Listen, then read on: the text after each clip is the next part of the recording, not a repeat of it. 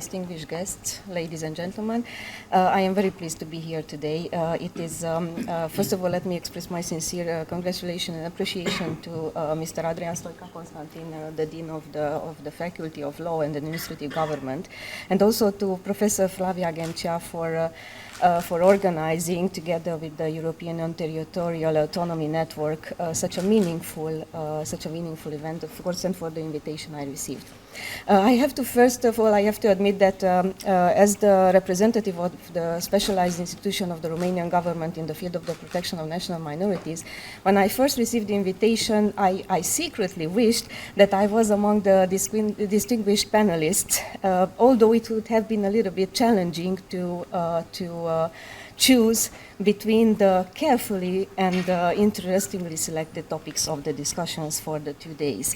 Nevertheless, I am grateful to be here today. Maybe to address to you a couple of the challenges for further research, development and cooperation, also in the context of the 30th anniversary of the UN Declaration for the Protection of National Minorities.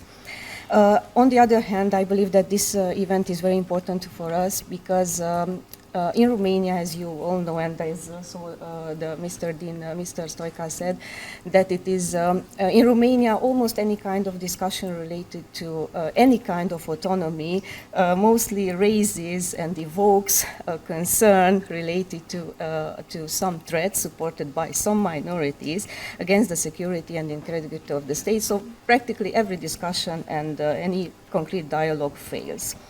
As I mentioned before, I represent the Department for Interethnic Relations, which is one of the smallest institutions in the Romanian government, although our competencies, attributions, and fields of interest would need a much bigger structure. Besides promoting the ethnic, cultural, linguistic, and religious identity of people who belong to national minorities, one of our other main attributions and activities is the monitoring of the application of the rights of those who belong to national minorities and the promotion of such rights. Our department is as such involved in the monitoring and implementation of the relevant international treaties, such as the Framework Convention or the Language Charter, or other legally binding and non-binding instruments. Our department contributes to the analysis and elaboration of new legal provisions, and we constantly collect data about the implementation of different domestic provisions, meanwhile addressing and analyzing the causes of improper understanding and implementation of such provisions. Recently, we have monitored the way linguistic rights were respected in the pandemic from the perspective of access to information in minority languages, about the restrictions, the measures the Romanian government, the regional or the local authorities made as a precondition for preserving life and health. On the other hand, our activities related to the promotion of rights, as it is the main topic of our conference, we somehow related to a different approach, and we attached arts and other cultural activities in order to promote those rights. We address each community based on their specificities, and we constantly emphasize and ensure the presence and the role of the minorities in any dialogue that refers to their rights. We also face several challenges in our daily activities, but since it is quite impossible to address the distinguished audience all of these challenges, let me present briefly, and since the mayor, I've heard he's not coming, so maybe I can take from his time a little bit. One of our latest activities was related to the monitoring of the use and implementation of the linguistic rights in local public administration, and I hope that some of my points or questions will add some additional elements to the upcoming debate. In the past couple of years, we have addressed specific questionnaires to the local municipalities in which a number of the national minority passes the 20% threshold established by the Romanian legislation. Our latest data collection activity was started in 2020 after the administrative codex entered into force in the summer of 2019, and which partially changed the previous legislation regarding the use of linguistic rights in local public administration.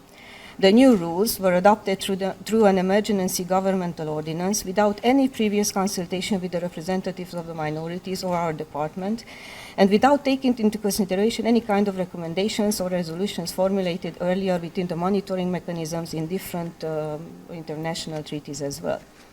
After the first analysis of the text of the ordinance, we highlighted a series of errors and improper provisions that we believe could later challenge the application of the linguistic rights. So practically, we restarted and based on the experience of previous surveys, we developed a new questionnaire, and we tried to find out how public authorities implement the linguistic rights of those who belong to national minorities.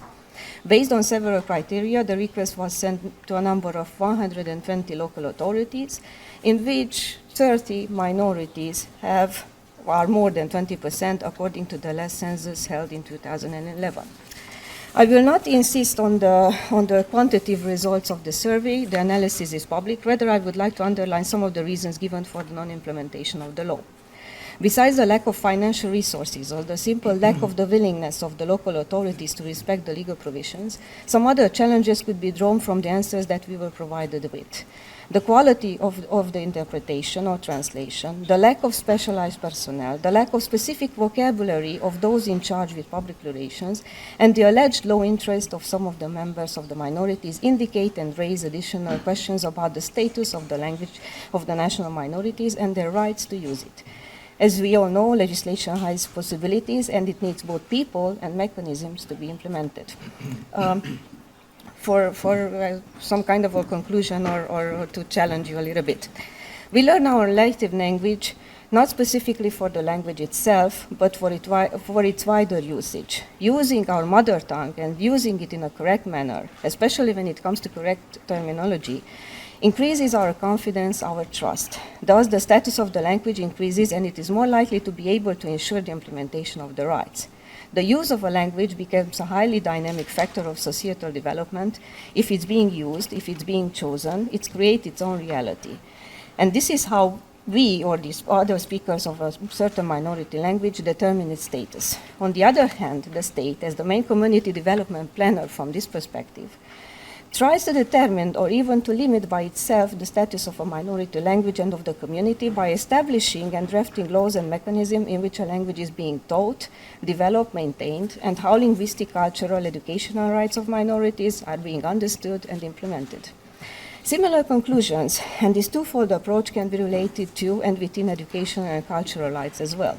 It's a vicious circle that challenges these two, often overlapping, sometimes even neutralizing approaches of status building and of the effectiveness of the rights themselves of those who belong to national minorities.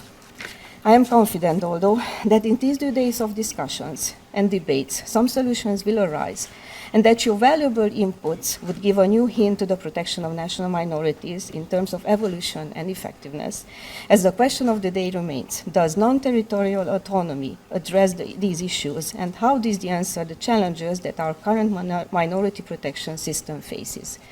Thank you for your attention, and I wish you successful debates.